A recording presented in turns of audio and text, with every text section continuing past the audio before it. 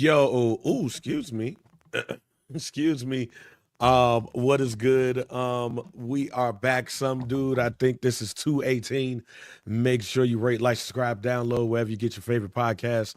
Barbershop Network is the home. Oh, I went live on 79th at Hallis.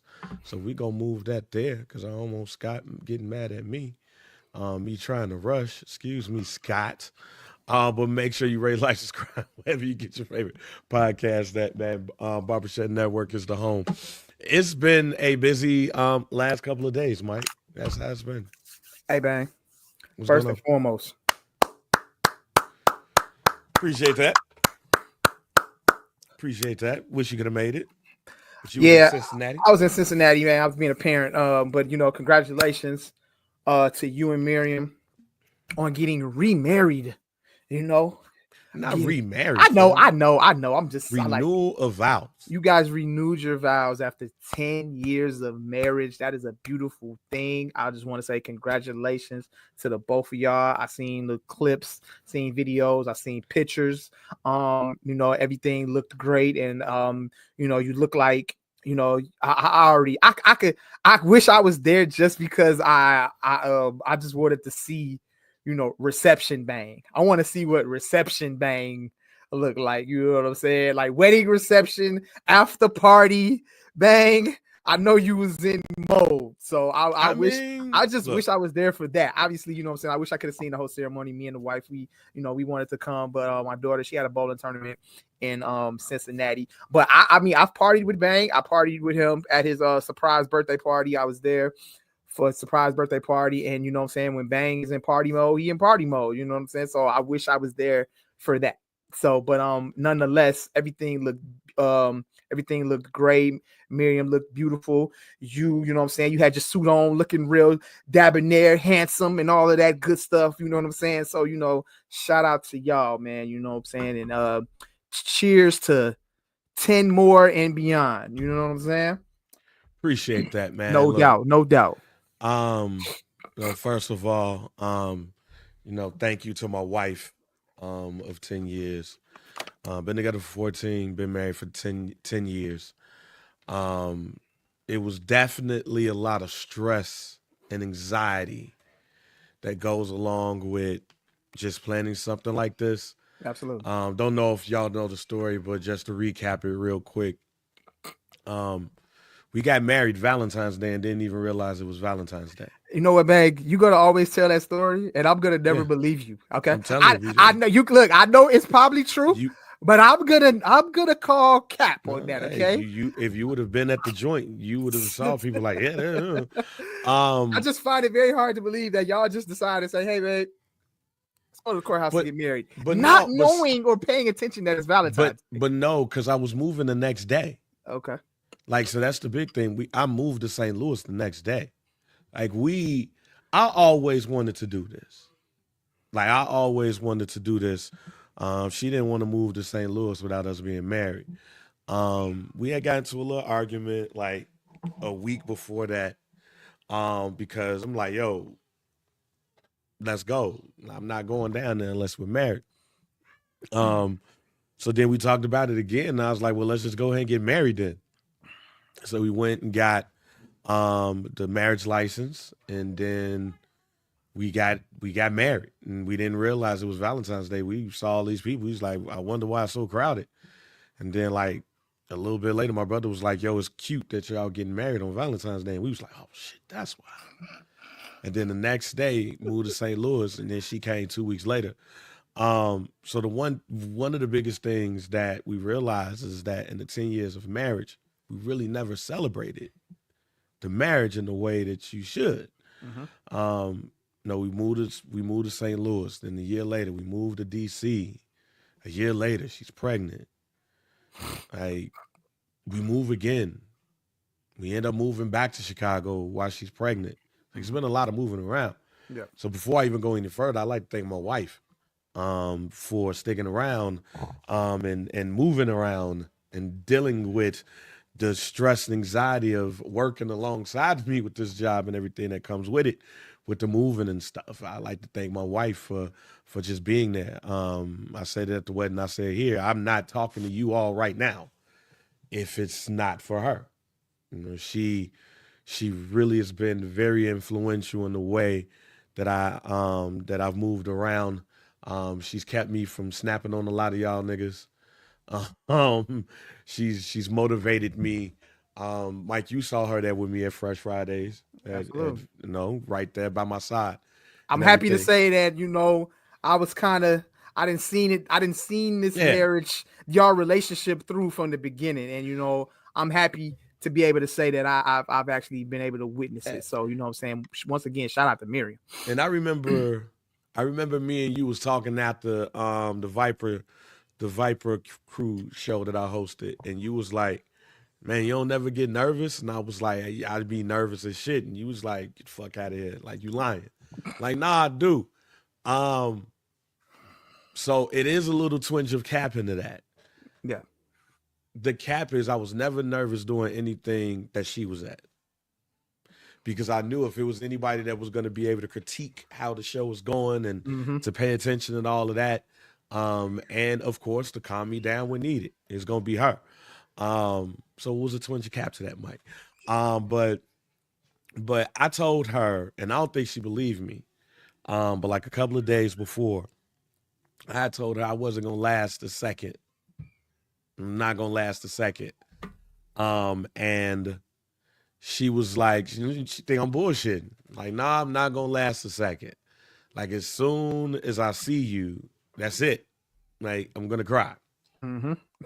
So, second was definitely not only correct. I didn't know which second it was going to be.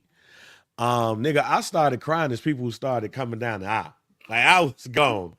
Um, I was dead ass gone. Mm-hmm. Um, like as I'm walking down, I am trying to hold it back. And then my homie Derek and her sister Fallon walked down, and that motherfucker just went boom. I was looking like Denzel Washington Yeah. on Glory Yeah. and stuff. He was looking But like Morris Chestnut in the best man, I didn't cry that but not hard. without the visuals. Without the Yeah. visuals he was having in Yeah, his without the head. visuals. No, I didn't cry that hard. I Yeah. didn't go that hard. I didn't Okay. go that hard. One teardrop. One teardrop. But but and and this is where it hit. Like really, really, really hit. Um I'm already like tearing up. And shouts out to Sean Davis. Sean Davis performed the ceremony Mm-hmm. and stuff. So me and him were talking, and I had told him that I wasn't gonna last. As you see, I ain't lasted. And me and him talking, and I said, when she walks, I'm done. I'm just letting you know. I even told the guys, do not laugh at me. Yeah. Cause I don't really necessarily show my emotions like that, especially like crying. In fact. So I told all of the homies, hey, don't laugh at me, fam. I told Sean, like, hey. And then the door opened and it was a light. And all I saw was her and the light. And I hit the table behind me where we were going to be sitting at. And I was done. I was done. Shouts out to her cousin who filmed it in her Instagram stories. I was done. Yeah. And she got midway down the aisle and was actually able to see her face by then. Mm-hmm. And she tearing up. I'm done. And then we get the vows. Before we do the traditional vows, we say our own. And then we said I do. And then it was have fun time. It was wild hearing my best friend Derek say that he was crying. Cause like if it's anybody that knows me, it's the five men that was there on my side. But him, as I said on this podcast, him and my cousin Otis, I've shared the most with. Um, but us two are the hard niggas. Like we try not to Yeah, show our emotions about nothing. absolutely, bro. That's you try to be resilient and Yeah, and and but I just want to say shout out to you, bro. That's maturity right there, bro. yeah, That's just maturity, fam. You've come a long way, bang, from being a 6-year-old kid watching Porky's and growing up yeah, really, really fast to now you here, renewing your vows with your beautiful wife after 10 years and then you crying at the altar, bro. That's all right, fam. That's maturity yeah. right there, fam. That is something to be proud of, fam. And I'm proud of And yeah, and I definitely am. Um, the the funny part is his wife walked up to me and she was like, "You got your man's crying," and I was like, you. I heard, like, wow, I just did not that, but basically that was the goal. Mhm. That's how I would use that. That was the goal. If I could get one of those five guys to cry, I did what I needed to do. And no, everybody said that it was a great ceremony. The one thing that I could change is making sure that everybody who was supposed to speak speaks. Um, it almost became like a funeral, and like everybody wanted to talk and stuff. So I was like, oh man! But the people that were supposed to speak spoke. Had to cut some people off at the pass. Like, hold on, like we still Mhm. got a party, my nigga. Um, but nah, everything worked out cool, man. And like I said, I've never planned anything like this. We've never planned anything like this as big as this. So the anxiety was like just people showing up, and shit, 95% of the people showed up, That's what's up. and everything. So that was the main anxiety. But being able to walk down the aisle and see the wife is was great. Hold on.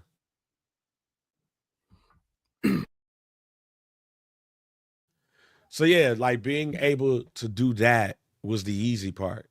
Everybody was like, "Yo, are you nervous?" I'm like, "No, I'm not nervous. We married. Yeah, This is just reaffirming what I already know." facts. Like I'm gonna be emotional, like, but that's what you gonna see. You gonna see me being emotional, and yeah. So if you were to say, "Hey, how we normally start off the pod now," mental health check. I'm amazing. I got to do something that I wanted to do. I got to do something that I thought I would never do. And I got to celebrate something that we never got a chance to celebrate.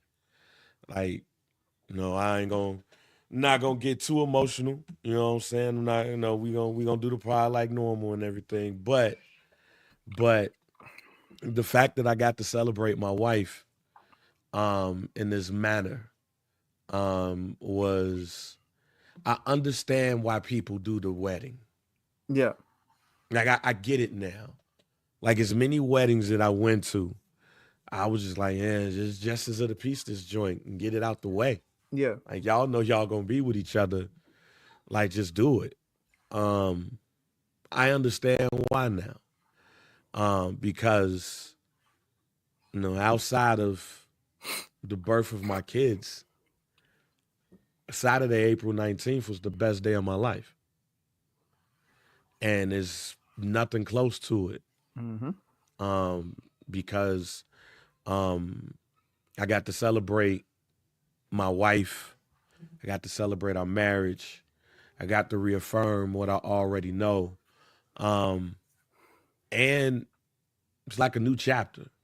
I had told her like this 10 years, if this was a movie, the 10 years was the end of the first movie. okay, Like if there's a sequel or whatever after that, that's cool. But that felt like the end of a movie.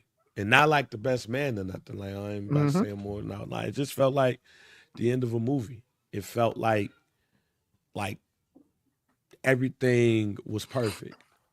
And to me, everything was perfect. Seeing people that I haven't seen in years hmm, slide through, um, seeing folks that I used to work with, seeing family members and everything. Like the right people came. Like everybody, the majority of everybody in that room were people that was there since day one. So appreciate everybody that slid through.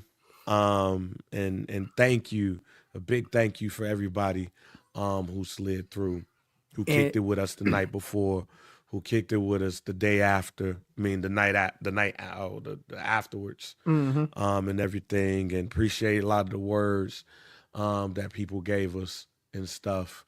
I had asked her, do she still want April? Do she want April 19th to be our anniversary now, or do we still keep it at Valentine's Day, or do both? Like, can we get Valentine's Day back and make I the honestly feel spring like day?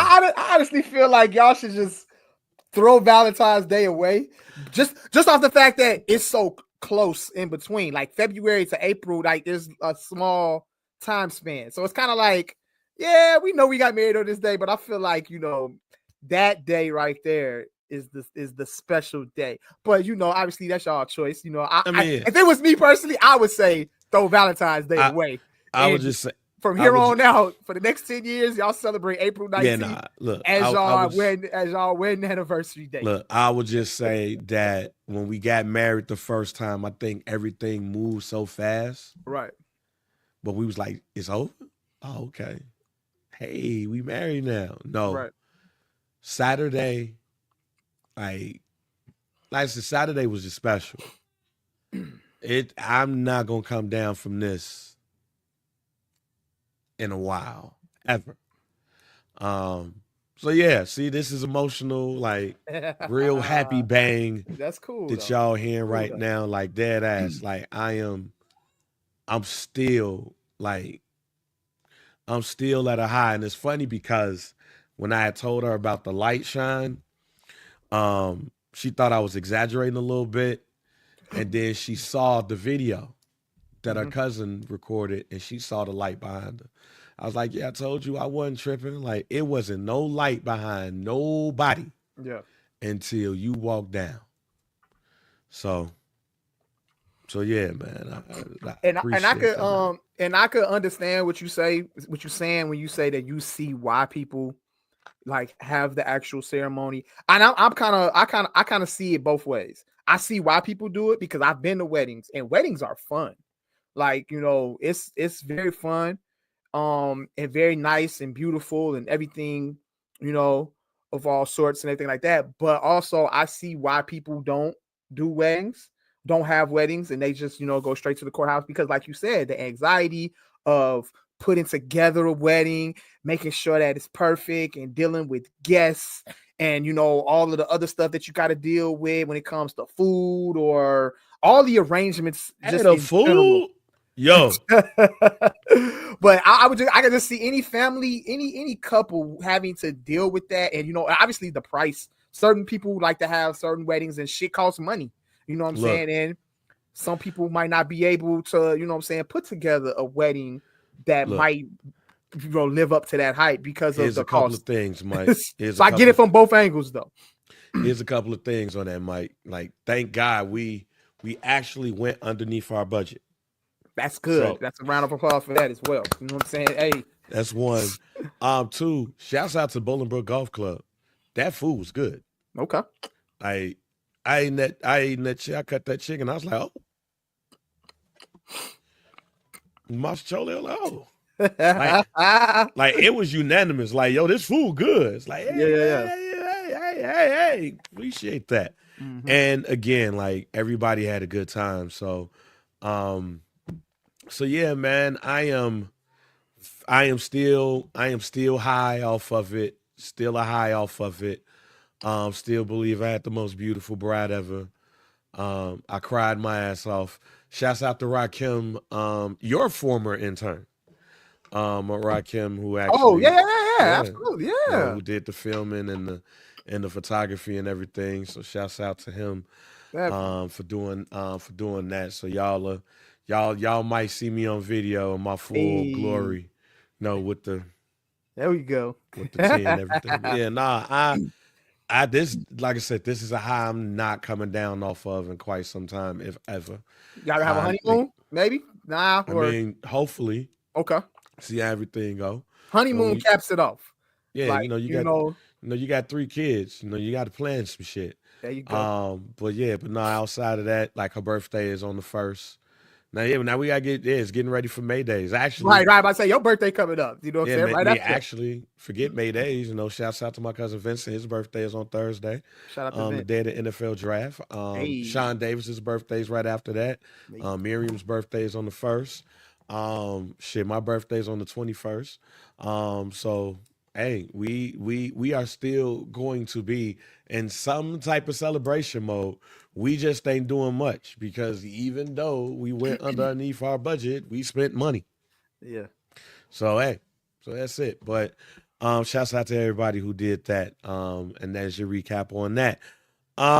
Let's move on to the biggest story of the last what? Excuse me, 2 days. Goddamn Shannon Sharpe. Um, Shannon Sharpe, like really, what a week I would say. Damn, Like what a week I would say when it comes to Shannon Sharpe. Shannon Sharpe's podcast company is underneath the volume that is owned by Colin Cowherd. Um, it came out that his contract is closing, and he could be looking at a $100 million deal with his podcast and his company wherever he goes. So you know you see that and you think about Pat McAfee and his money, Stephen A. Smith and his contract, and how that's gone. You look at even though they are celebrities, you know, getting that independent money and seeing what those 8 figures, it's like, I dope. And for a brother, that's dope too. But with that, then came the BS surrounding Shannon Sharpe, or some BS surrounded behind him. Shannon Sharpe was accused of rape. Um, no, it's a Jane Doe, who sued Shannon Sharpe, the same lawyer who worked with women on Deshaun Watson, who worked with women with what Diddy, Jay Z was involved in that too. Tony Busby is the lawyer's name. He always finds himself around stuff like this, right? Mm-hmm. Well, they filed a lawsuit, a Tony Busby 50. handled some of the Deshaun Watson cases. Yeah, he was the Deshaun Watson case. All of those civil suits was All of those civil suits. damn. Um, they filed a $50 million lawsuit against Shannon Sharpe. In the lawsuit, she alleged that Shannon Sharpe raped her multiple times in late 2024 and early 2025 after she attempted to end around a 2-year-long relationship following cheating allegations. Apparently, you know, when he had that supposed Instagram live with what Michelle or whatever, when that happened, you know, some things happened there too. So Shannon Sharpe released some text messages around the situation, where he basically just was like, look, this is what this chick has been doing and all of that stuff. And like one of them was like, you know, I want you to put a dog collar around my neck and choke me with it while you're fucking me. I know you missed this big juicy ass. 25K for each. In his statement, statement by his lawyer, Lanny J. Davis, Shannon Sharpe's lawyer, then goes on to name Jane Doe. This lawsuit is filed by Gabriella Zunginga and orchestrated by her attorney. Tony Busby is a blatant cynical attempt to shake down Mr. Sharpe for millions of dollars. There's more text messages from Jane Doe. I want you to put your tongue in my asshole, or I want to put my tongue in your asshole, then marry you. Um, Yeah, this is a wild ass text messages. And just saying that this is a broadened pattern of graphic sexual communications initiated by Jane Doe. And it said it claims a clear picture that this was a consensual adult relationship that included role playing, sexual language, and fantasy scenarios by request of. Um, so while first take was going on today, audio came out. Like as the show's going on, audio came out where in the audio, Shannon Sharpe says towards the end of it that he would choke the shit out of her. And this wasn't, it didn't sound like to me it was in a sexual nature. It sounded like, He definitely bitch, wasn't I'll choke saying, shit out you. he wasn't saying it in a freaky way, ladies and Yeah, it gentlemen. didn't sound freaky to me at all. It sounded like, bitch, I'll choke shit out you. Before I'm and then after the show, he released a video where Shannon basically said that he's gonna sue the accuser for defamation. What are your thoughts on this? I don't want to go on this whole thing about do you believe the accuser or do you believe Shannon Sharpe? Excuse me. Because we wasn't there. But how do you feel when you saw this, when you heard this, read those text messages that they put out? Like, what was your thoughts when you heard all of this surrounding Shay Shay? Shay Shay a freaky ass nigga, man. That's what I thought. That's my initial thoughts. Freaky ass nigga. A fan. Like, I'm just this is what happens when you be a freaky ass nigga and you a celeb. You know? I'm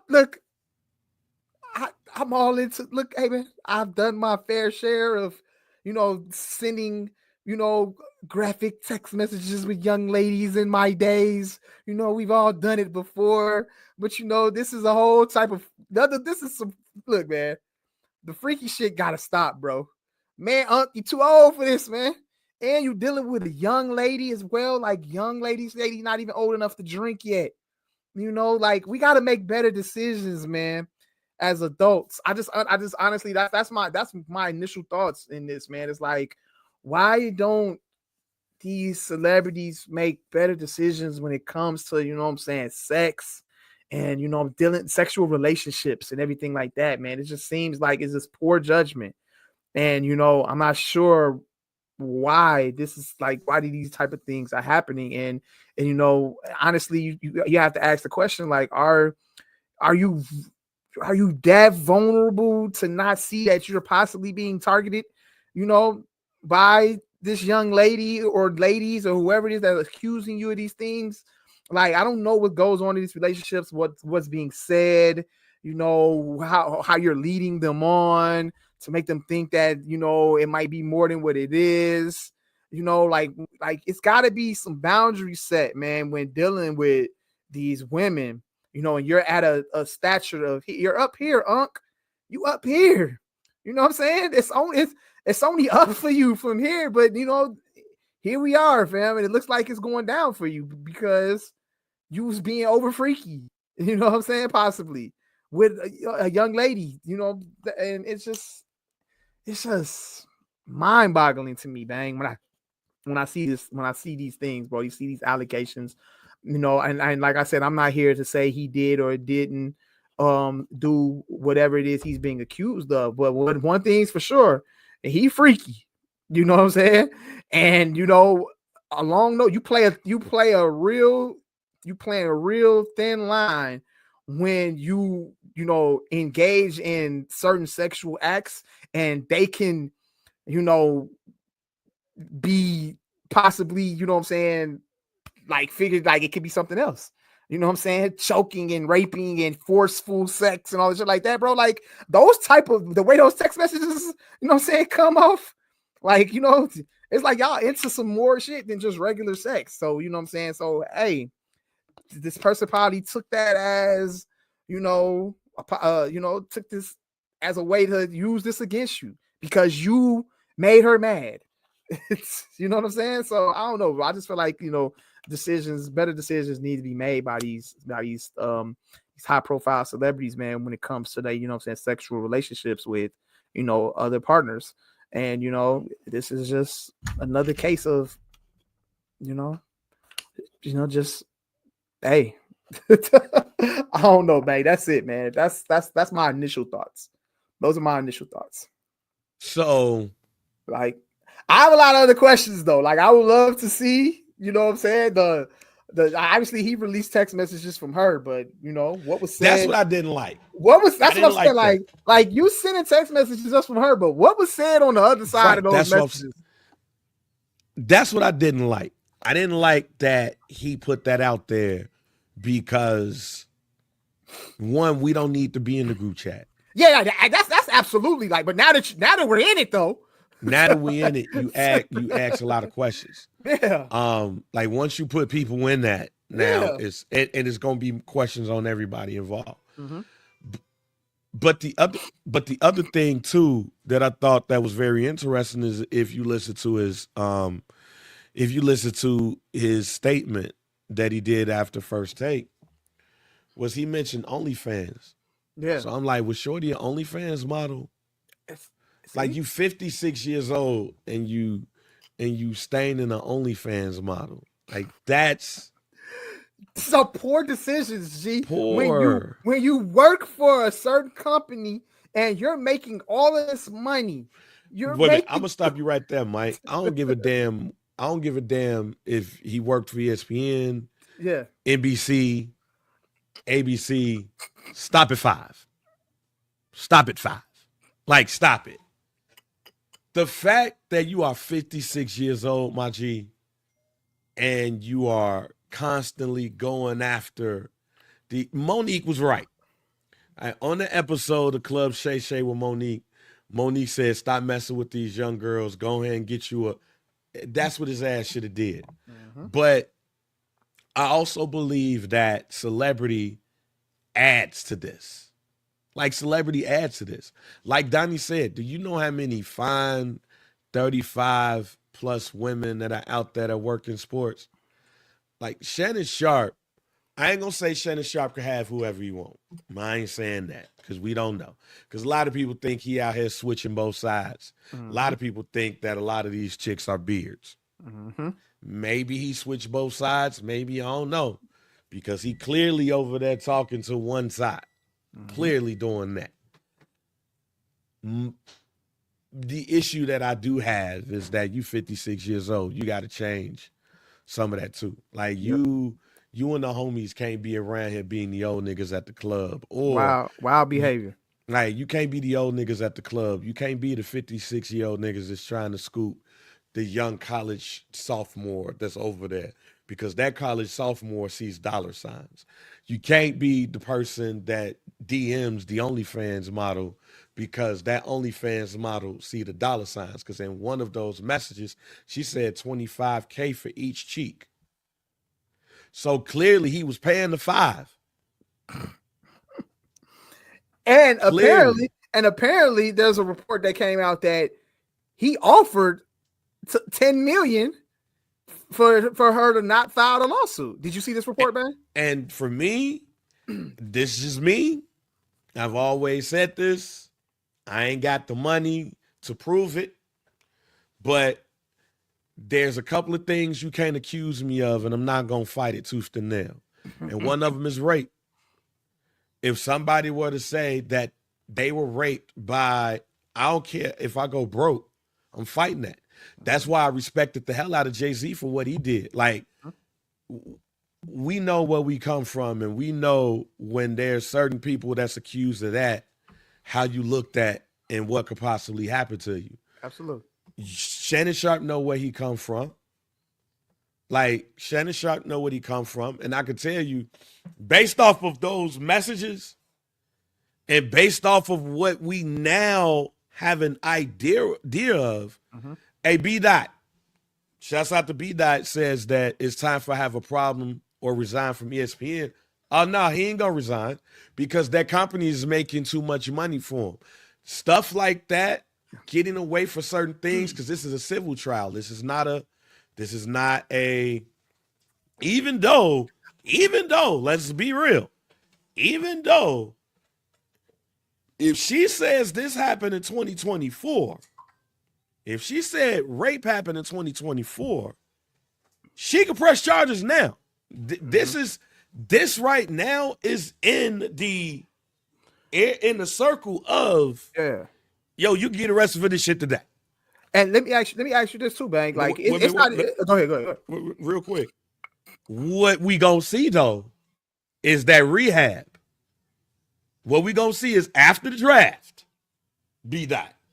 After the draft, when it's easy for Shannon Sharpe to disappear because the draft is over, which means NFL coverage is not going to pick up till August. What we could possibly see is, oh, I'm going to rehab for sex addiction. Oh yeah, 56 years old. I'm out here paying for OnlyFans models and all of that. The draft is on Thursday. It concludes on Saturday. On Sunday, we relax. On Monday, there's a statement about how I'm going to rehab for this. Or we just don't see this nigga. Or it's just self-imposed by ESPN, not no suspension, but the draft is over with. We don't need to see you until August. You're not an NBA analyst, even though you like LeBron. You're not an NBA analyst, so we literally don't have to see you until late July.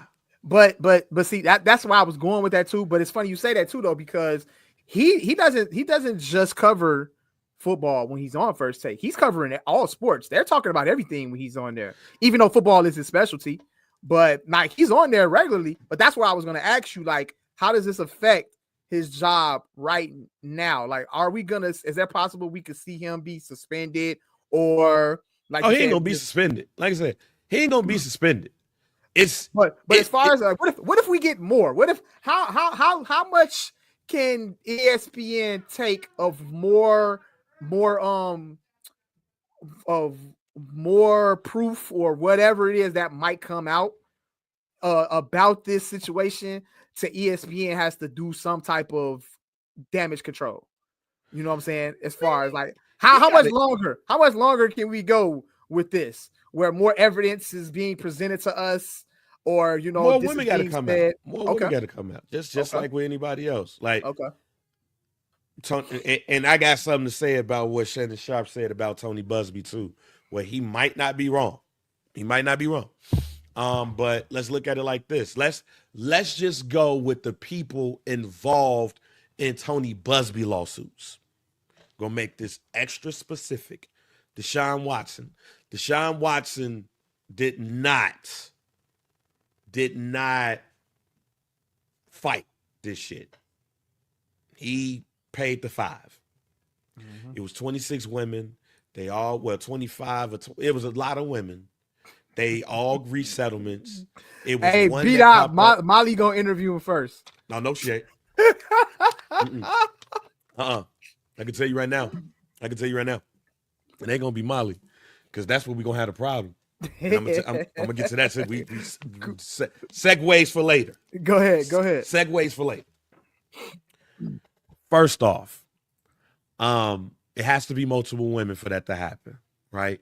Stephen A. Smith just went on his show and talked about the Shannon Sharpe situation, but Tony Busby had Deshaun Watson in a tailspin. He was settle early in the season. Before he tore his Achilles, it was somebody else that popped up. They settled that too. Diddy. Soon as the Diddy thing happened, everybody started running to Tony Busby. Now, in some of those situations, which I don't know how good it looks for Diddy, like, for example, the Jay-Z situation, Jay-Z was like, nah, fuck that. I got enough money to fight, and we fight. And that put Tony Busby in a different light. Also, on one of those lawsuits that was filed, the Jane Doe said that Drewski was up in the room. And in 2018, Drewski was broke as shit. Mm-hmm. So how did he just end up in there? And why did you file that with his name being in there, knowing that this man wasn't even a celebrity in 2018? Mm-hmm. So There cast some lights on some things right there. Shannon Sharpe, they go straight to Tony Busby, and it's a $50 million lawsuit. Now, reportedly, allegedly, Shannon Sharpe tried to pay $10 million to slide this under the rug. There are some people that slid some money under the rug and got some things settled before it came out in the Diddy situation, reportedly, allegedly. But with the Shannon Sharpe thing, he tried to pay the 5. They said no. Now it's a shakedown. You was cool with the 10, but you ain't cool with the 50 shakedown. So I look at that like, oh, anytime I hear settlement when it comes to that, I look at that wildly. Mm-hmm. Here's the problem ESPN is going to have with Shannon. And it's the woman you named, Molly Qerim. Mm-hmm. Molly is always on First Take when it comes to situations around women, saying believe all women. And in the most professional way, blasting any man that tries to take up for a man in situations like this. Whether they are wrong or just maybe a bad, Molly is like, whoa, hold on. Now we got Shannon Sharpe, mm-hmm. who's really the number 2 on First Take. If Stephen A. Smith were to leave First Take, were to say, I'm retired from this show, it's Shannon Sharpe's show. He's the heir apparent. And Molly is the moderator right in the middle. The conundrum she's in by not being able to address it mm-hmm. is going to be very interesting, especially after today. The audio. Next time I see you, I'm going to choke the shit out of you. Mm-hmm.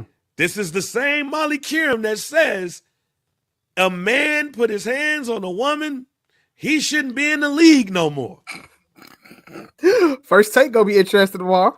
It's the same Molly who, anytime it comes to situations like this, questions the NFL on why they are now harder on NFL players when it comes to issues related around women. Now you have a 3-time Super Bowl champion, Hall of Fame tight end, one of the greatest tight ends of all time, pause, who is on your show that you moderate. That was crazy. That has been accused of rape and sexual assault. And there's audio of him saying that he would choke the shit out of this chick next time you see her. Now, if you look at the text messages, we don't know how he meant that. We don't know if that was just the sexual way that they talk. It clearly didn't seem like that from her, but he's already set the table to say, hey, role playing. He's already set that table. I am interested in how Molly deals with this. Does Molly take a break anytime that Shannon Sharpe is on the show? Interesting. Because again, you go look at Molly. And you go look at any time there's a Ray Rice situation, there's a Deshaun Watson situation, there's a Tyreek Hill situation. Mm-hmm. Anytime there has been a male accused of domestic violence, sexual assault, any of those things, Molly got the stick burning. Why is this man still on the field? Why is this man still playing?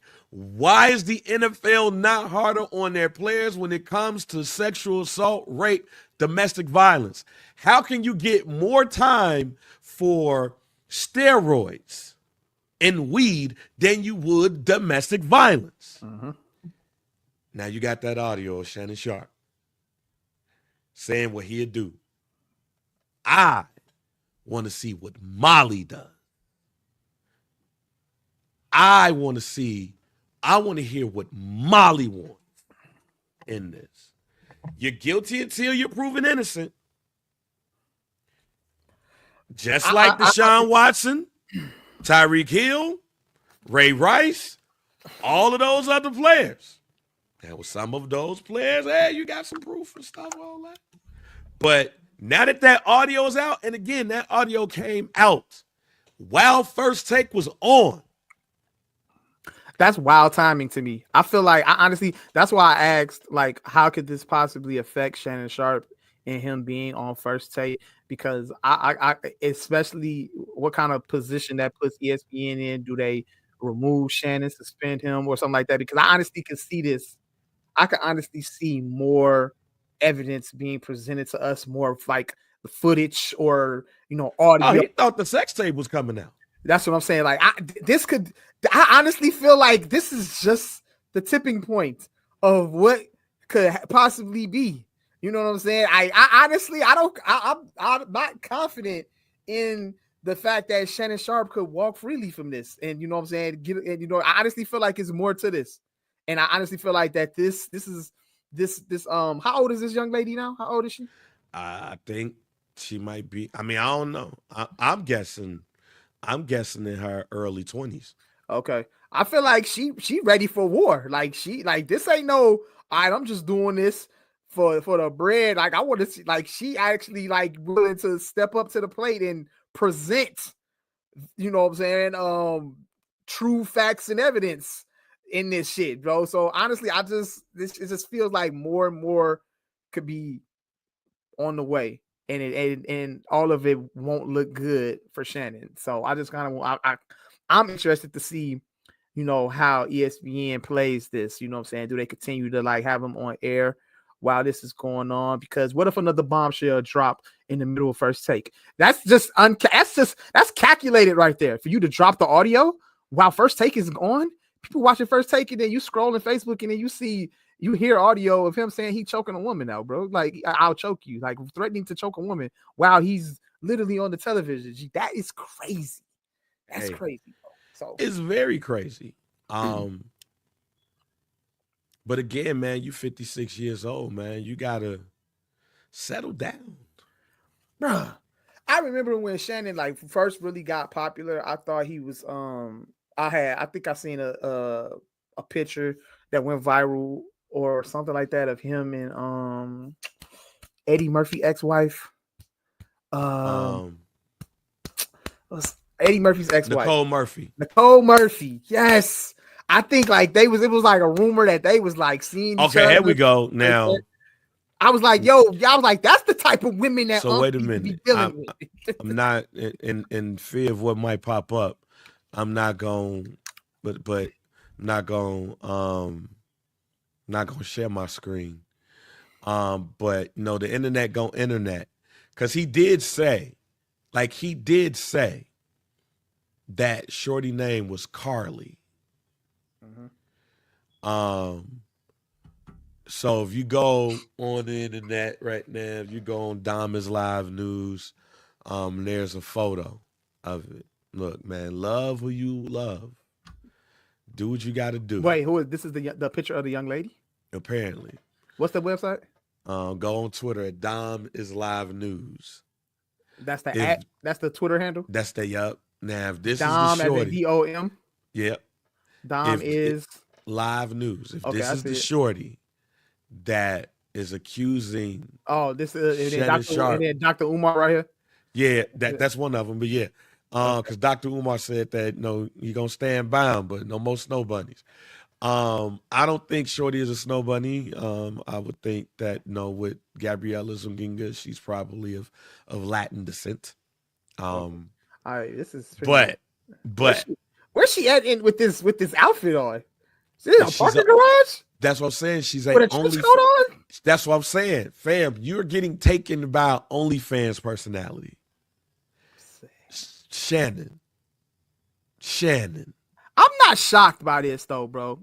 Honestly, fam, I'm not shocked by this, fam. I'm not shocked by this at all. Honestly, that's another thing I could say, fam. Like you're getting, and this is no disrespect to these women. Let me just say this: there's no disrespect to these women. It's just fell into the trap of somebody who probably was clearly on bullshit, or Shannon felt like he could take advantage of this situation as long as he could pay the $5. Yeah. Because again, on the text messages that was sent, one of the messages said 25 for each cheek. 25K for each cheek. That means it was 50K that this man probably at least gave up. This don't shock me, bro. This woman, this young lady looks You out here paying the $5, Shannon. This is wild. This looks like exactly what Shannon Sharpe would deal with, bro. I can honestly say that, fam. Like I'm not shocked. This looks like his type. This woman looks like his type, G. Just look like this. This is what he'd This be just involved looks. in. This just looks right. Like Unc got the, Unc is Unc, but you know what I'm saying. He got that. He got that country. He got that country in him. You know what I'm saying? Like, you know what I'm saying? Unc from the country, bro. You got the accent, got the country accent and everything like that, fam. This is right up his alley right here, dog. Right up his alley. So, you know what I'm saying? We listen, but we don't judge. You know? I'm judging. I don't give a fuck. Well, I'm judging.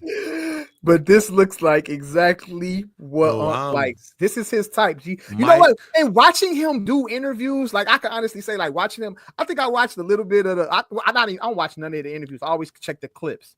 But like, it's like when he interviews with the black women, like I say for instance, Young Miami, when he interviewed her, I've seen a lot of clips. He just really felt uncomfortable when, you know what I'm saying, Young Miami was kind of like, she kind of flirting with him. And he just felt uncomfortable, like he wasn't drawing. Mike, I'm about to tell you why. Makes perfect sense. Mike, I'm about to tell you why. And it's actually that interview made me look at him differently. Anyway, the reason why I started looking at, and I should have looked at Shannon Sharpe differently when the whole Michelle thing came out, and he laid into it. Yeah. Like he laid into it a little bit too hard. Now, like when you sit back and look at hindsight, the fact that this took on a life of his own and he continued to run with it, now I'm like, nah. And here's why. Because normally when situations like that happens, people be wanting to lay low a little bit, say, put out their statement, move on, don't mention it. When you look at Club Shay Shay, you got Chad Ochocinco mentioning it. You got Stephen A. Smith mentioning it on his show. You have a couple of people alluding to it on First Take. He linked into it. Yeah. Instead of relaxing, he linked into it. All of a sudden, it was the Rope Hills as a sponsor on the show. Guests would come on Clubs. I mean, not Club Shay Shay. What's the Nightcap? They was leaning into that. On Club Shay Shay, people start to lean into it too. And he didn't back away from it. No. It became a part of his persona. He even got in trouble a little bit. You know, had Megan Thee Stallion looking at him a little bit crazy about how he was mentioning her on the show. He linked in it way too much. So now this happens. And what's going to happen? People are going to look at all of those episodes. They're going to look at him leaning into it on First Take. They're going to listen to him lean into it on Nightcap and on Club Shay Shay. They're going to look at that. And they're going to say you been a freaky ass nigga, huh? You been a freaky ass nigga. That's what's going to happen. And when it comes down to it, he going to have to own it. Yeah. Like, he going to have to own that. Because that's going to get mixed into all of this. Yeah. Like, I don't think Shannon Sharpe is that big enough to where somebody's going to be like, hey, man, put that under the rug. No, Shannon Sharpe ain't that big. So, again, for me, this has everything to do with Molly. Molly's how they utilize Molly with Shannon is gonna say a lot. Because Molly was the person that was burning down the house for anybody that was accused of anything similar in the NFL. Oh, excuse me. Well, now your teammate is accused of some freaky ass shit. Yeah. That includes rape. That's gonna tell me a lot on how ESPN deals with this. Mm-hmm. But hey, Tune in. Shannon Sharpe has already gotten something. Matter of fact, shouts out to Awful Announcing. Stephen A. Smith had spoke about it. I had alluded to it. Stephen A. Smith spoke about this on his show, and this is interesting. Because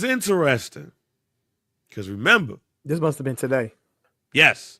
Okay. Stephen A. Smith looked out after the whole thing with FS1. Now, on the clip, they have what he says, and I'm going to read straight from allforannouncing.com. In a short video for Stephen A. Smith Show podcast on Tuesday afternoon, Smith revealed that he was unaware of the allegations until they became public during their shared appearance on First Take on Monday morning. He said that when they did speak about it, Sharpe empathetically told Smith he was innocent. However, Smith said he was a bit torn about how Sharpe has chosen to respond to the situation. Mm-hmm. Stephen A. Smith says, on one hand, going on the offensive to defend himself, I completely understand where Shannon Sharpe is coming from.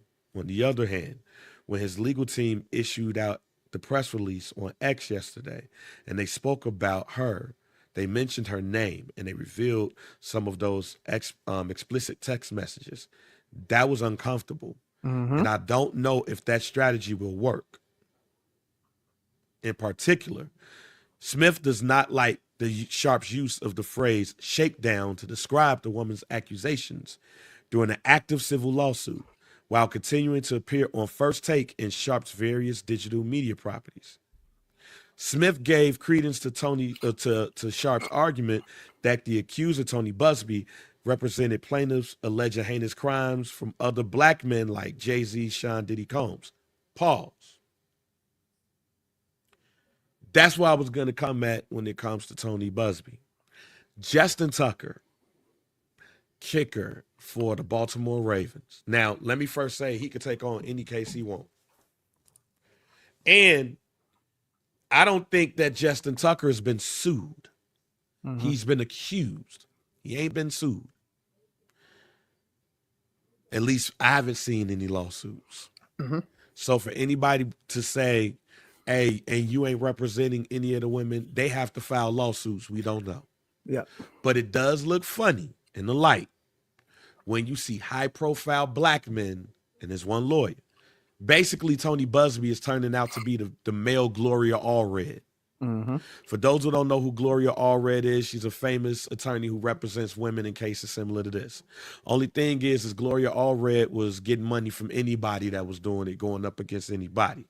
And for Tony Busby, right now, all we see is him going after black men.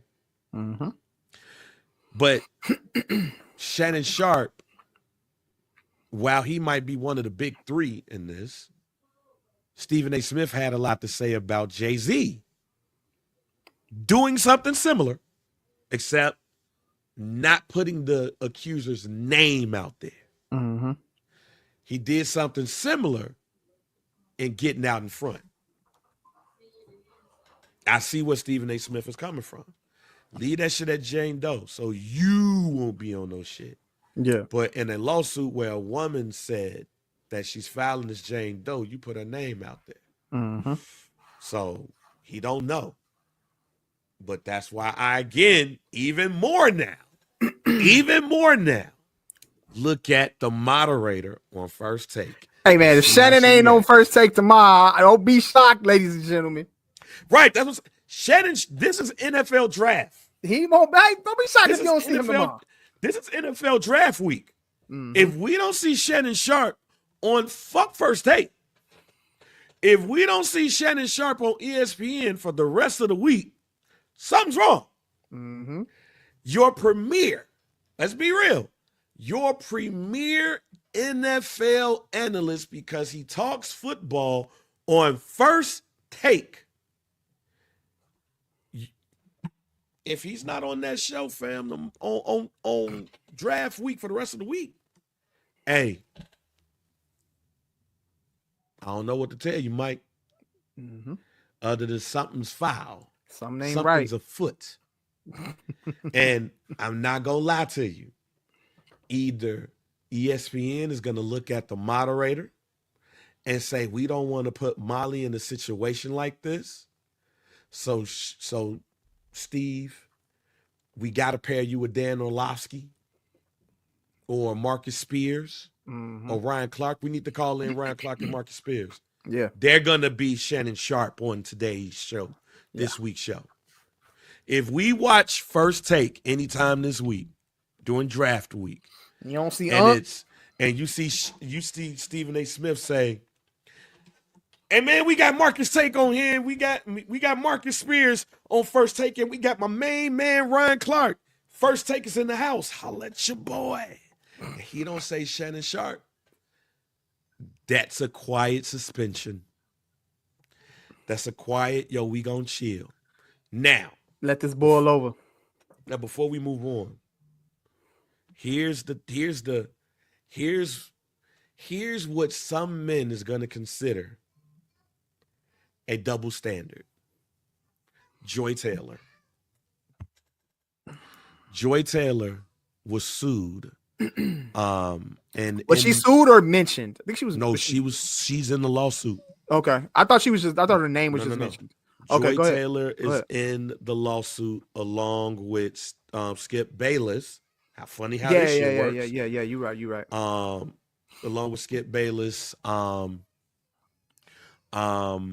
the executive vice president of FS1, Charlie Dixon. Her former hairstylist filed a lawsuit in January accusing Taylor of creating a hostile work environment through discrimination on the basis of race, national origin, and disability. She also alleged that Taylor told her to get over it when she reported being groped by Executive Vice President Charlie Dixon. She also had said in the lawsuit that that Joy Taylor slept with Dixon and told her that if she were to say, or if it were to get out, she would say that Dixon sexually assaulted her or something like that. Don't quote me on that full thing. That's how some of that was phrased to my memory. Said that she carried out affairs with Dixon and FS1 host Emmanuel Acho. So it's a lot. Yeah, it's a lot to that. But she was back on TV. Now there was a time where she was off. I was about to say she was off TV for a couple weeks though. She was off for a couple weeks. Now was that? Do you consider that a quiet suspension? Well, even though during that time when she was off, she was posting pictures of like her vacationing, but could that have been considered a quiet suspension? Well, here's the thing on that.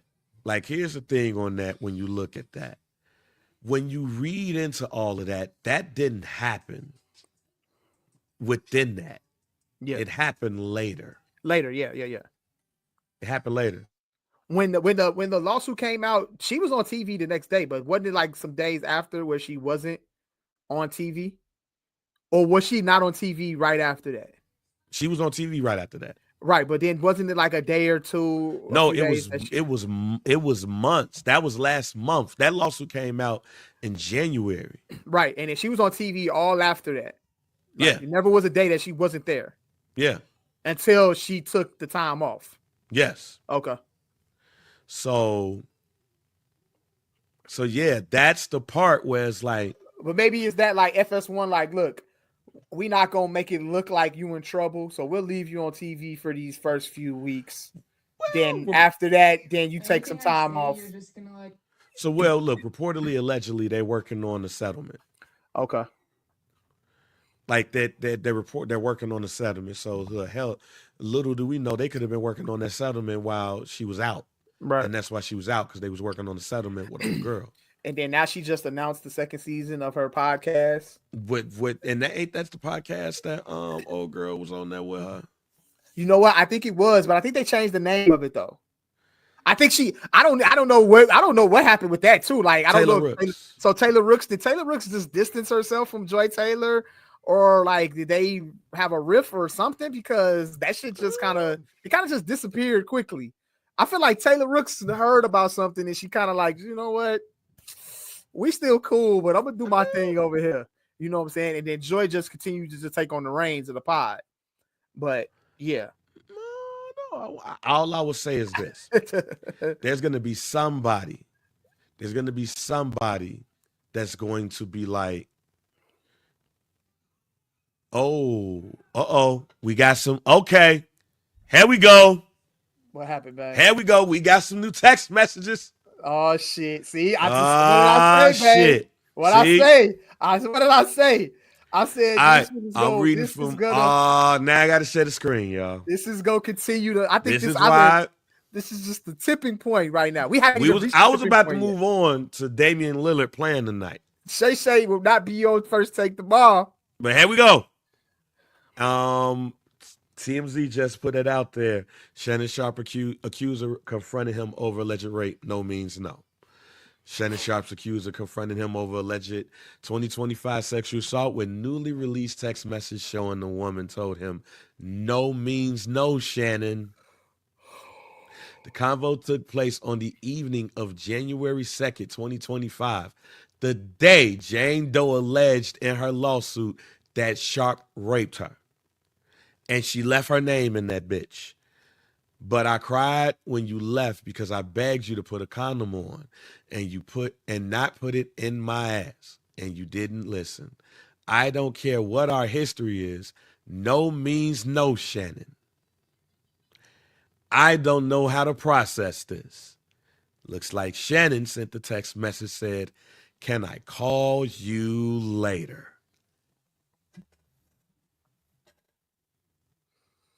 Now. I'm in trouble. Here goes some other text messages.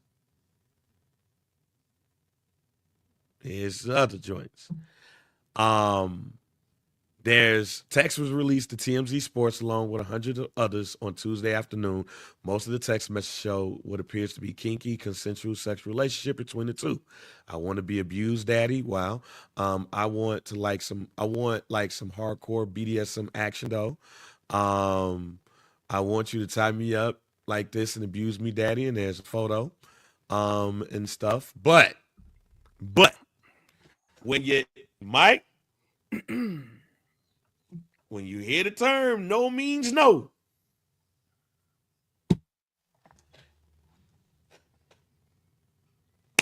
Hey, bang. I just said that this was going to happen. I feel like this is just going to continue to happen. I'm shocked. I'm actually shocked that this. I would assume that this might have this article would have released tomorrow or something like that, like a day by day thing. But they just coming back to back with it. You know what I'm saying? This is definitely they're definitely getting that Drake and Kendrick Lamar. They get that Drake Kendrick. They right. They wasted no time. You know what I'm saying? So I'm going to go back to what I said earlier before we move on. I don't see how, especially now after these text messages, I don't see how we see Shannon Sharpe on ESPN programming until this is cleared up. This week is the NFL draft. He should supposed to be on TV because he is the lead football guy on First Take. But when you threw out them text messages, I knew something was going to come back. And when you read what we read right there, but I cried when you left because I begged you to put a condom on and not put it in my ass. You didn't listen. I don't care what our history is. No means no, Shannon. She basically just told Shannon, hey, I know I'm freaky. but I told you not to do that, and you did it anyway. Mike. So pretty much what she's saying is I used the safe word and you kept going anyway.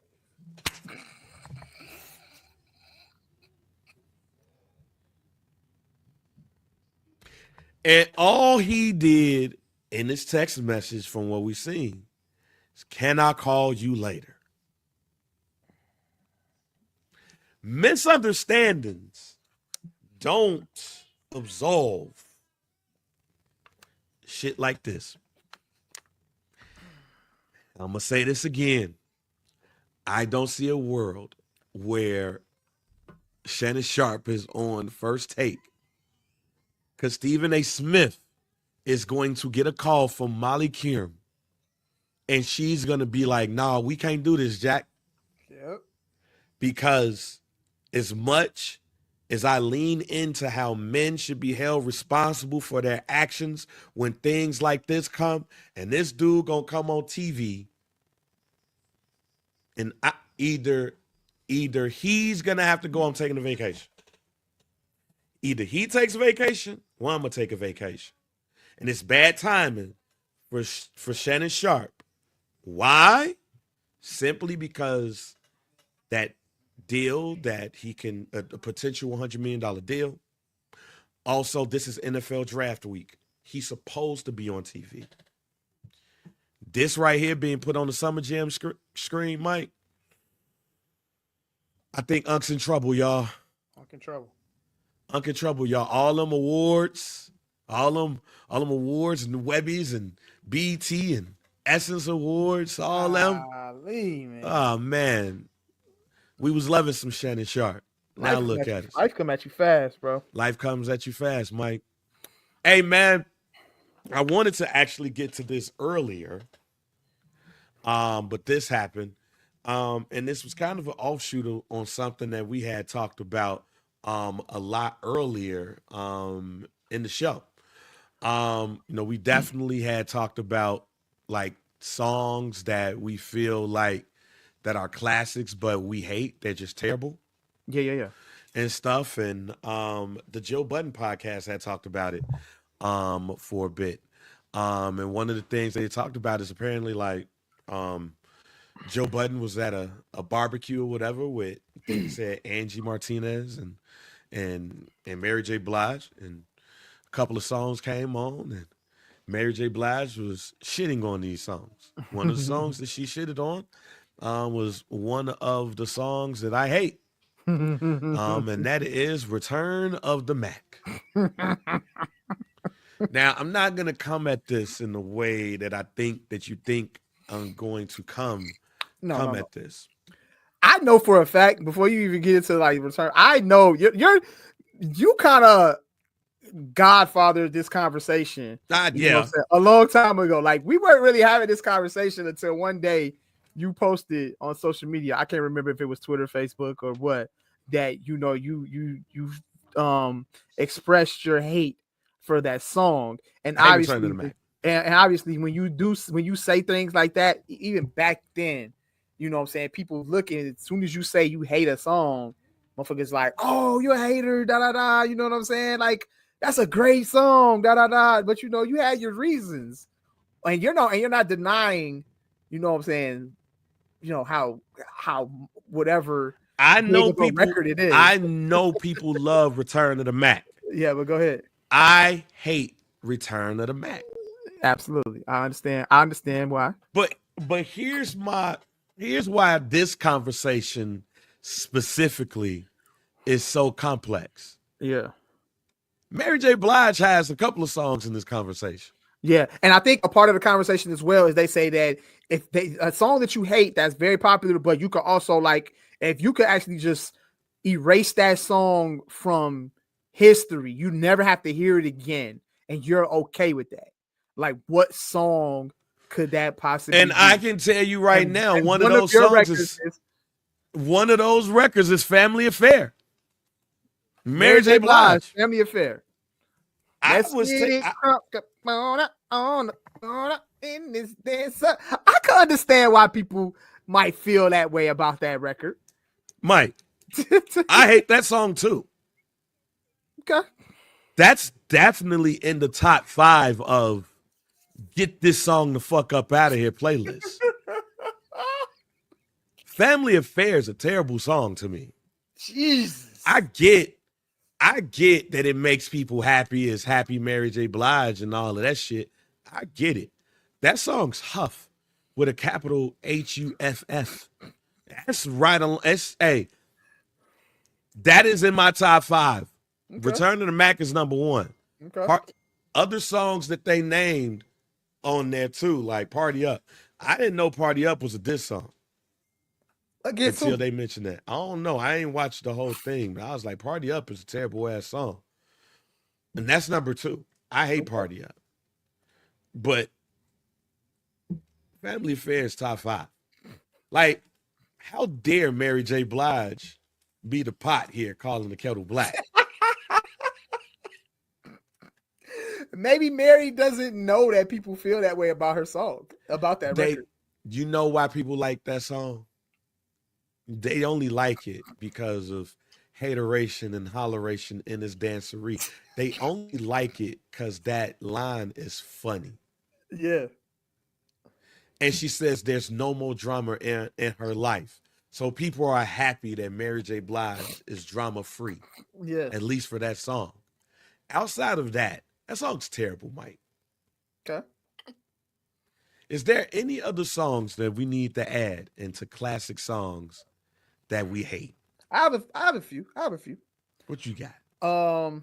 So these first 2 records that I have, these are based off experiences that I've had when these records have came on. So back in like 2008, 2007, 2009, in that area, that was like, that was my peak club time. You know what I'm saying? I was in the clubs like regularly.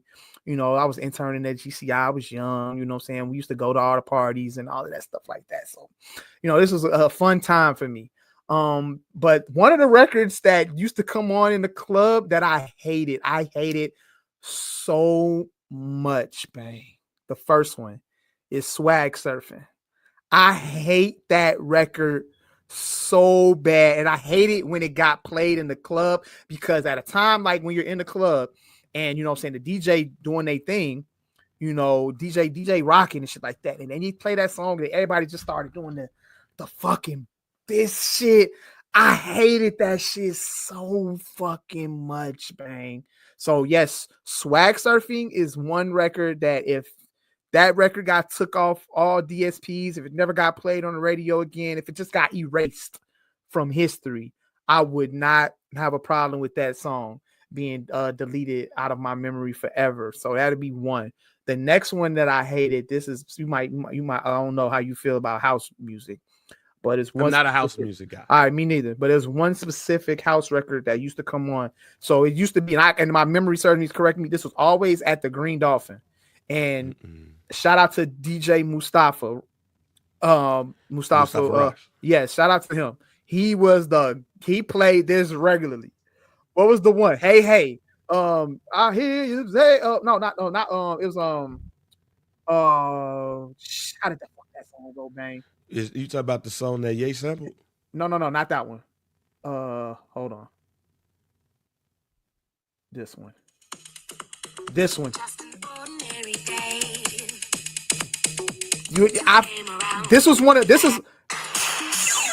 Okay, we don't want to get the episode taken down. I know.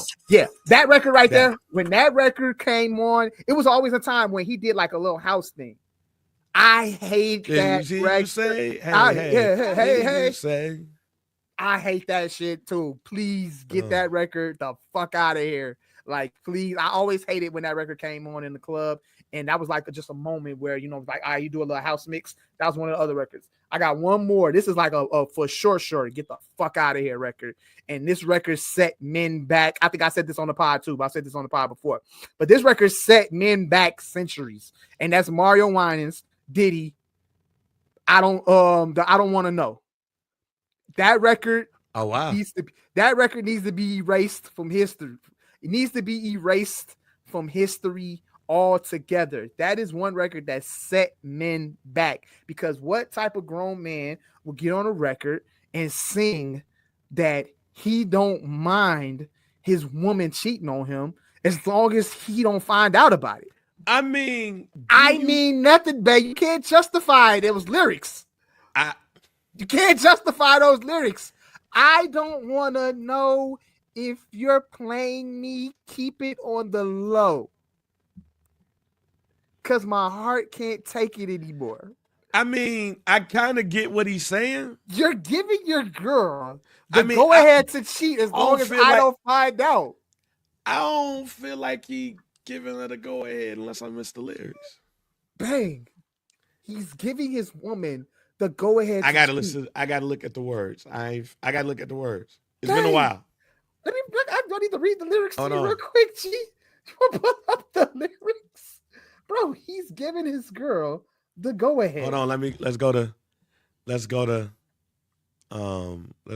Genius. That record makes me very, very mad when I hear somebody said they saw you. The person you would I never would ask you, just keep it to okay. Yeah, he kind of. I'm sorry, bro. There's no justification in that. G. Yeah, okay. He's setting men back. And then he asking questions. Yeah, you got a point. Yeah, I when I hear that record, I cringe. Yeah, because once somebody sees you, and then that's it. Like, so you're telling me that now that look, baby, I know you cheated, and I great point. And you're you're out here doing this. If you're gonna do it, just please, I don't want to know about it. Just be careful. Yeah, be careful, please. Just like be discreet as possible. That's to say he's basically been. That he did. Jesus Christ, get that. I cringe. I cringe at that. I cringe. But yeah, those are like if I could name off the top of my head, those are records that can be erased from history, and I wouldn't be mad about it. I wouldn't be mad. So you got a good point. He's basically you're giving your girl to go ahead. Yeah, you're good to cheat. Just please. I can tell you right now, Wayne Wonder, No Letting Go. I hate that song. I fucking hate that song.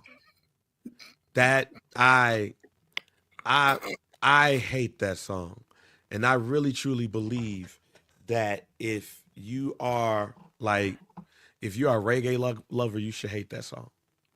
I hate that song.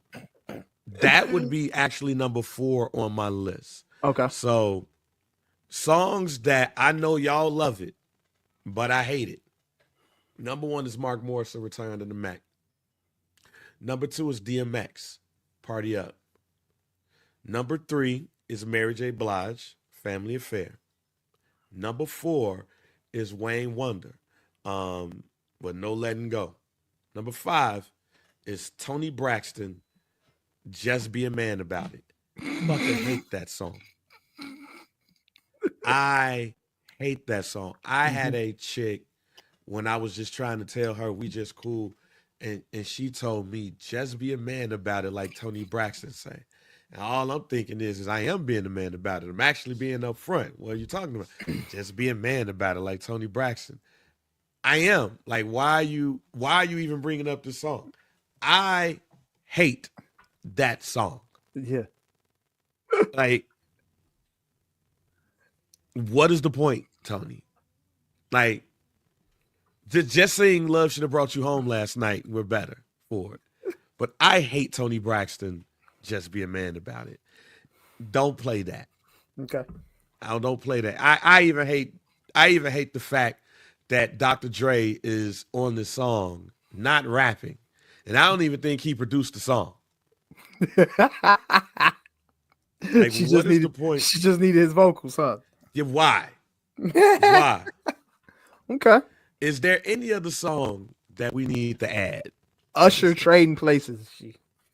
Oh, you hate that song too? Another record that's setting men back. Just stop playing with me, man. No, Trading Places, Usher, get that up out of here. And this one, I think this I do hate that song too. I don't like that song. I'm not a fan. Get that. I'll be happy if I never heard that song again. I got a Kendrick record too that I really, really don't like. I think this record was a hit. The record with Rihanna, Loyalty. That was one of his biggest. I hate that. But I hate Damn so much. And y'all kill me for not liking Damn. That's part of the reason why I don't like Damn. That I song don't in like that. particular, I don't though, like that song. that song in particular is terrible to me. I think it's a bad song, but it was a hit record nonetheless. But I just think that's like the bottom of the barrel Kendrick Lamar records. Very bad in my opinion. Like the hook is terrible. You know, everything about that record to me just I cringe. Not even gonna lie to you. If we're doing that, I hate God's Plan. Very Drake? Yeah. Why? I hate God's Plan. Jesus. I don't mind God's Plan. I have no problem with that record. What was the one record he had on Scorpion? That's the one I hate. The other one he had on Scorpion, hold on, let me look and see what the name of that record was. The reason why I don't like God's Plan, because I don't like a lot of beat choices. I'm upset. I don't like that one either. That was terrible. But you say you don't like God's Plan because of who? I don't like the beat. Okay. I don't like the beat. I don't like a lot of Drake beats. Yeah. Like for the singles and shit. Like it just seems too like. You watch the video? The video is pretty cool though. You know what I'm saying? You walking around giving out money, so it makes you like this. Makes the song likable, you know, in a sense. God's plan. It's God's plan that you got that you were able to get this money. But there's other. I have to. I'm not a God's. I can tolerate it, but I don't need to hear that shit. Okay, I understand. There's a lot of records, man, like big popular records that like I have to hear them, and then I'll be like, oh yeah, I know why I don't like this record. But you know, there's a few, but those are my top songs that I could think of off the top of my head that are like really bad in my opinion. And I just don't like the concept of the record, or I just, you know, how they made me feel at a certain time. Yeah. Like Swag Surfing, I don't ever want to go to a party or a function or anything of that nature. And I hear that record. I did not hear. Okay. I didn't hear Swag Surfing a lot at the crib. I really started hearing Swag Surfing when I moved to DC. Okay. And I heard the DC, but it's HBCUs and they all want to do that at I heard maybe Swag Surfing a handful of times here. But over there, okay, here's a new song that's added to the list too. Blow the Whistle Too Short. I can understand why that song has just run its course. It's run its course. It's just and we don't. I know you're not saying it because you think it's a bad record, but it's just one of those records where it's like now y'all forcing it to old be niggas. It's old like niggas. You know what I'm saying? That don't have to be the old nigga function record. It's old niggas, but Mike. I mean, we running long, because we had started late. But I want to tell you something that happened at the wedding. Yeah. Before we get out of here, yeah. I want to tell you something that happened at the Vow Renewal.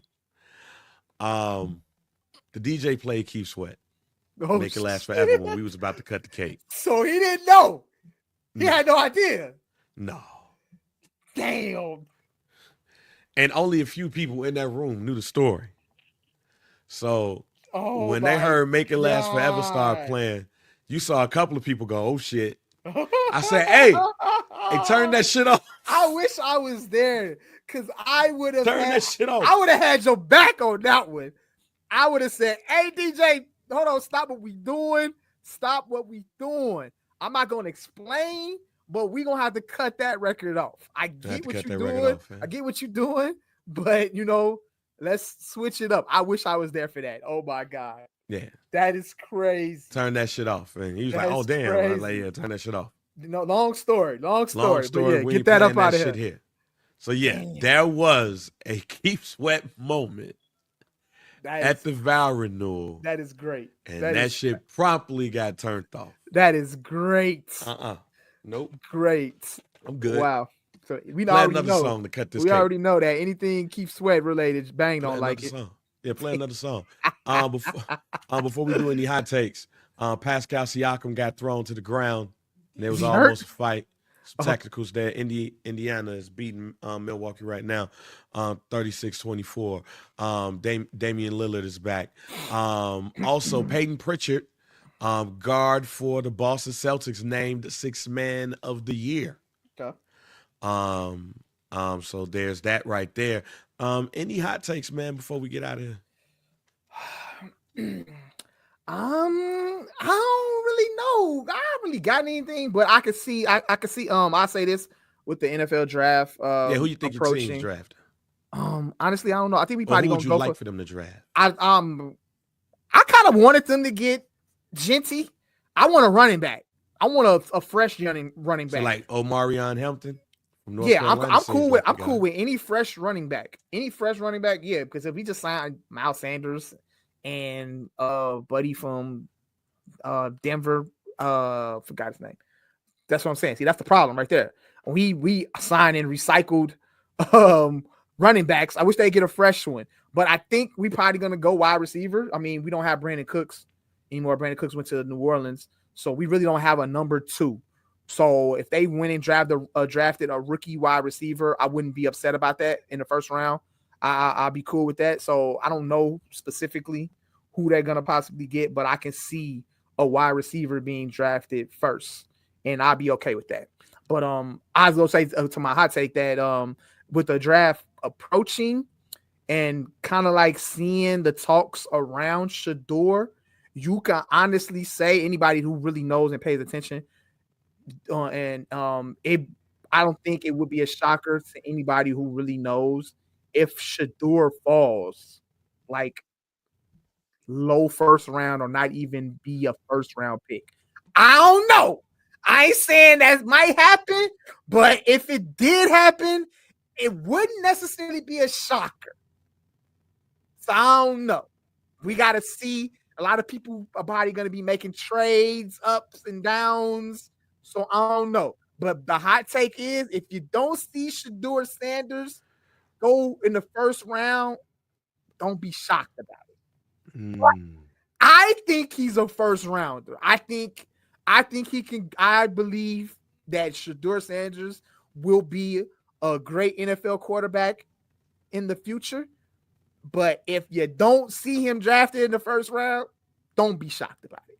That's my hot take. That's a hot take right there. So, man, I hope that Ashton Genty drops to 10. Bears want him, huh? Y'all want a fresh running back? What's wrong with who y'all got? What's wrong with what you call it? Ben Johnson won what he had in Detroit. He won a two-headed monster. He won a two-headed monster. I ain't mad at. I respect that. I respect that. So I ain't mad at that there. But I don't think that Genty is going to drop down there. So I'm going against the grain. Shouts out to Scott. Scott looked at me crazy when I said this, but I don't know how this regime feels about Tyreek Stevenson and Jaquan Brisker. And Dennis Allen, the new DC, he's been glowing about Kyler Gordon and said that, he could see Kyler Gordon playing, being one of the starting corners, or he could see him, playing some safety. So that gives me concern about Brisker and Tyreek Stevenson. Because right now Kyler Gordon got paid. He got paid as a nickel. But when you got your defensive coordinator really glowing about you like that, I don't know, man. So my pick is the Bears select Will Johnson with that number 10 pick. And they trade Tyreek Stevenson sometime during the draft. That is my prediction right there. The Bears go cornerback because they have stated that they're going to pick the best player available. And Will Johnson is up there. He is not allowed a touchdown in 2 seasons. So I really strongly believe that if they go best player available at number 10, I think some of those players are that I would like for them to grab won't be there. So I think it'll be Will Johnson and Tyreek Stevenson will be traded. And they're going to get some picks off of them. Okay. And there we go. All right, man. Thank you all for checking out the show. Passing on over the mic to close us out. Hey, man, y'all already know, man, Some Do Pod. Make sure you rate, make sure you like, make sure you subscribe. Make sure you search the Barber's Chair Network. That is where you can find Some Do Pod on all podcast platforms. Wherever you find your favorite podcasts, that's where Some Do Pod is, under the Barber's Chair Network. You can follow us on IG. You can follow us on Twitter at Some Dude Pod. The Facebook group is hashtag Some Dude Pod. Make sure you join the Facebook group. Get involved with all the debates and conversations. The Facebook page is at Some Dude. At Mike B _CHR at JR Bang. As you can see, JR Bang is having a parent moment live on Some Dude Pod. The mic is muted, so he's probably saying some very bad words to his children that she shouldn't be hearing right now. So that's just how we do it on Some Dude Pod. We parents and podders at the same time. You know what I'm saying? All the time. Bang is mad. Oh man! But other than that, man, we out of here, man. I'm Mike B. That's JR Bang. See y'all on the next episode of Some Dude. Yo, it's your girl Night Cal, and this is Some Dude Podcast. We out. Peace.